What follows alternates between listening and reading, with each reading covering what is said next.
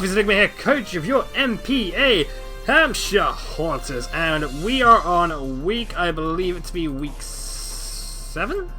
Let me just double check that. Nope, we are on week 8. The reason why there was no upload for week 7 because I had a bye week, and by that it just means I get a week off, sort of de-stress, deprogram myself a bit from the actual battles, and then it also gives me an extra week to prepare for the next week. This week we are taking on the one and only Telsamouse, heavily popular Twitch battle streamer. And yeah, that's about it. That's what I'm saying. As you can see, he's bringing with him his Mega Scizor, Klefki, Latias, Typhlosion, Rotom Wash, and Thundurus, which is which one AC prepped for. He predicted these specific 6 Pokemon, one for one. So this week in the lineup, we have got the amazing Uxie. He's a bit tricky, he's a bit false, but that's what he is. We also have Lizard Lad, the Charizard. Now this week it's not a shiny Charizard because Genin issues. But yes, I admit some of the pokes on this team are genned, but it doesn't make any difference because some of these I can't get perfect without doing that. Others I can breed, such as the Heracross and the Tyrantrum you've seen before. I've also got my trusty Durant because a lot of stuff on his team is actually counteractive against the bugs, and the bug twins, the Heracross and the Durant sort of work together as a team. And then finally, our last Pokemon is going to be our Roxanne. We are going to bring in Heatran. So I'm going to kick this battle off, and away we go. Good luck, Tesla. Let's see how this battle plays out.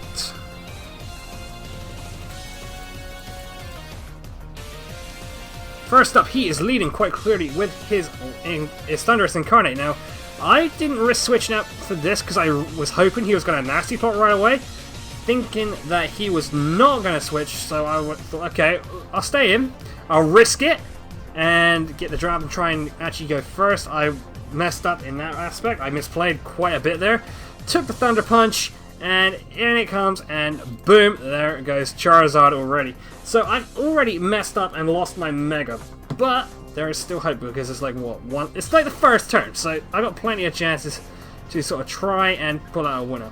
So with that, he is just going to knock off Uxie's leftovers, and I'm going to knock off his, what was he carrying? That's right, his Expert Belt. And with that, Tesla is now going to do a strengthening and switch out right now. I wasn't predicting that, but I was going to try and switch out anyway, get something out there that's going to do something to really counteract that thing. And he goes for his Klefki. Now, I prepped heavily for this. A lot of his team was supposed to be taken out by a combination of my Heracross and my Charizard, but the fact I sacked my Charizard off early without meaning to it was a bad play by yours truly. But I still feel I can counteract him. I know my AC is not going to be proud of me for that, losing that Charizard so damn early, but I'm still going to try. So with that, he's taking out my Sun right now, and he's chucking up a Rain Dance. Now, it's making me wonder, that Charizard, that Typhlosion, it can't be doing much with that, much fire-based stuff with that there. So is it going to be running, for example, any fire-based moves? Is he too well scout? Is he scouted our team too well to sort of want to do that? Plus, he's also got his Rotom Wash there, and you see we hit the Lava Plume right there, and we get the burn on Klefki, which is great right now. Obviously, he's going to slow us down. I'm expecting to try and set up screens next, but he's got one or two choices: either stay in or switch once again, because he does not really want to take another Lava Plume, because he's also got the burn coming out. So he's switching out into Wash Gang, the Rotom Wash. Now, for me, the play is to hit a Lava Plume, see if I can try and get a cheeky burn. If I can, that's going to be great. If not, then I'm going to have to switch into Uxie or something to try and sack it off and get some sort of advantage through that. So what do? I switch, because I didn't get the burn, bring in Uxie, because I know if I sack this now, I get a free switching with one of my remaining pokes. And there's High Trump. I was hoping it was going to miss, sadly it didn't. Boom, Uxie is out of there. Uxie's had his chance, he failed me, but it's okay, it's okay. We can still try and pull this back, I can still try and get a winner. I'm 2 down to his 6. But I still feel I can get a win. And with that, in comes Deal With It, my Tyrantrum, which for me, I think is probably one of the greatest names we've come up with so far for this thing. Hit it with a Head Smash, The Will-O-Wisp dodges, we take no damage, the Rain Dance wears off, so it's not getting that advantage anymore from that rain. Which, to be quite honest, I'm thankful as hell for. And I'm just going to keep head smashing, because that's what Tyrantrum does. This thing is here to head smash, and they've just got to deal with it. With that, out goes the Rotom. We are now slowly catching up to Tesla. Now, in comes Lunchables the Typhlosion. Now, I was prepared for this thing to have something like Focus Blast. Or maybe even... No. No, ignore me.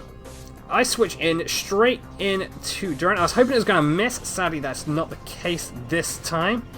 RNG, can you be a bit nice to me? Like, you know, make him miss a lot, like you've made me miss the last few weeks. That's my one bitch about RNG. And let's move on. In comes the Heracross now, because I feel I've got nothing faster to really use against that Typhlosion. And with that, Tesla is going to switch out, and now I'm saying, okay. Right, it's going to take some damage, and the best play for me would be to close combat. So that's what I did. Yes, I get a crit. Crit is definitely going to matter right there. Awesome, awesome. I'm going to take that defensive drop on both fronts. I'm going to close combat again and take out Sarah, the Latias. I am glad that thing's out of there. Ugh, that was worrying.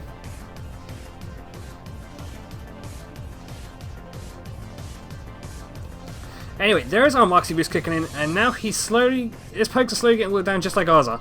And in comes Repo Man. Now here, I took so long trying to decide to play that the timer actually ran out. And I didn't get to make the play I was going to. I was supposed to switch into Heatran to try and take as little damage as possible from the incoming move, which is Bullet Punch. So it's a case of, okay, I've just lost my Heracross. The Queen of Hearts is now gone. I'm down to 2 pokes. Tyrantrum, Heatran. Can they pull me a winner? I'm hoping so. That's the idea, and let's hope we can do this. Obviously, he's going to hit me right there with, I think, our Superpower. He's fully attack invested, but our Heatran can survive just long enough for us to do this. Hit a freaking Lava Plume and take that thing out. Get out of there. I'm done with it. I don't want to see that thing no more. Goodbye, Scizor.